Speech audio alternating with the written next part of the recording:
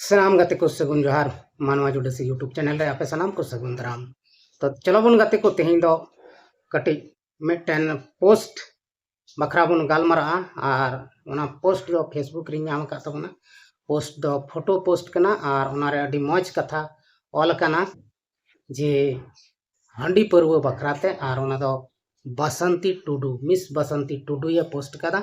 ओना पोस्ट कटी बन नेल लगी नय नोडा बन नेल नामदा मिट बोतल जेमन तेमन बार बोतल मनेर मतन नोवा गे नोवा पोस्ट रे ऑल कना नोरे तिना मौज उनिया ऑल कदा जे मिट बोतल दो जेमन तेमन बार बोतल दो मनेर मतन आदो नोवा दो हंडी बखरा कना गाते को हंडी न्यूई बखरा कना आदो हंडी न्यू आबो बन बड़ाई गया हंडी न्यू लकान हड़मो रे नासा हजुआ हंडी तिना नुकसाना तिना बढ़िया नोवा दो सनाम हर आबो बन बड़ाई काट गया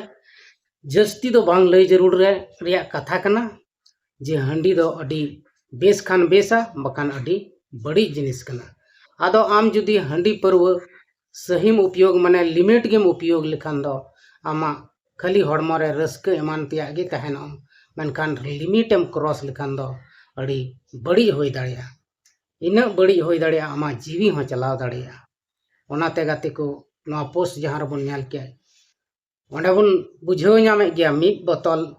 दो जेमन तेमन बार बोतल दो मनेर मतन सरी गे मिट बोतल एम ᱧᱩ लेन खान आदो जेमन तेमन गिम बुझावा मज बाम बुझावा से लजाव हो तहन तमा बोतर हो तहन तमा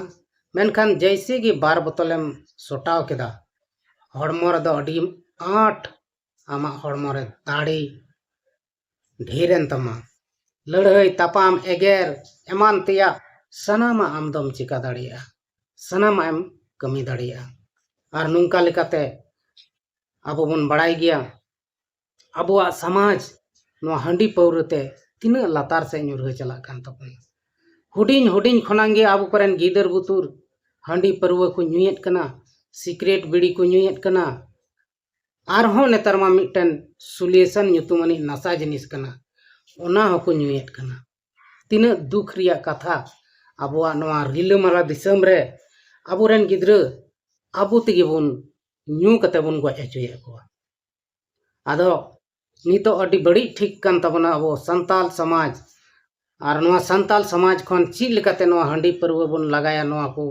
कुरुमुटुई तबन पे एनते हंडी परव ᱧᱩ तेदो आबोआ हड़मो हो नासा कना परिवार बड़ीजो कना जुरी परी तला एपेर हंडे तापाम झगड़ा हुयुक कना आदो नुंका लेकाते नोआ कदो बेसा जिनिस दो बांग कना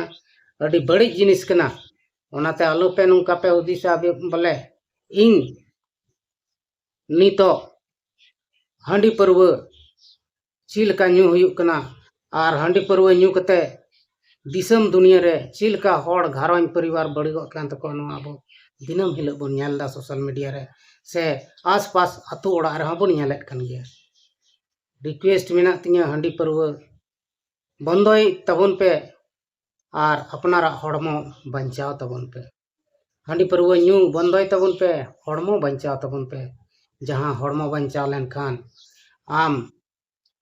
किछु साल आर ढेर ᱧᱚᱜ एम जीवद और एम जीवद लेन खाय अडी रस्क गे हुयुआ चेदा से आबो बन बड़ाई गया 84 लाख जीवी खन बदल अकान तमा नोआ मानवा जी हड़मो रे आदो ओना इयते नोआ हड़मो बड़ी दो आलम बेनावा नोआ दो मिटन आमा मंदिर कान तमा और नोआ दुलड़ मंदिर आम जतन में मजते सुलुकते शांति ते दोहय में आबो बन बड़ाया गाते को निया हली दो हंडी परव आबो बन नेलदा संपूर्ण झारखंड रे हाट बाजार मेला ठेला गोटागी हंडी रिया भीड़ हंडी ᱧᱩᱧᱩ होड़ा भीड़ मेनखान नोआ दो अडी बड़ी हुयुक कना आबोरेन हुडिंग हुडिंग गिद्रा ओड़ा खन उडुक कते हंते नते मेला ठेला जत्रा पतरा को चला खान तबना उनको हो हंडी परवर को जबे कान तबना तो हंडी परव बगिया खान अडी उसरा बगी तबन पे और सुलुक संसार घारों बिना रुआड़ तबन पे रफा रुआड़ तबन पे आदो चलो बन गति को तेहेया नोआ कटिक मारंग वीडियो दो निंका गे आरहों बन यापामो नेक्स्ट वीडियो रे नहा मा तबे एंडे खान सलाम को इन सेन खन मुचाद जोहार।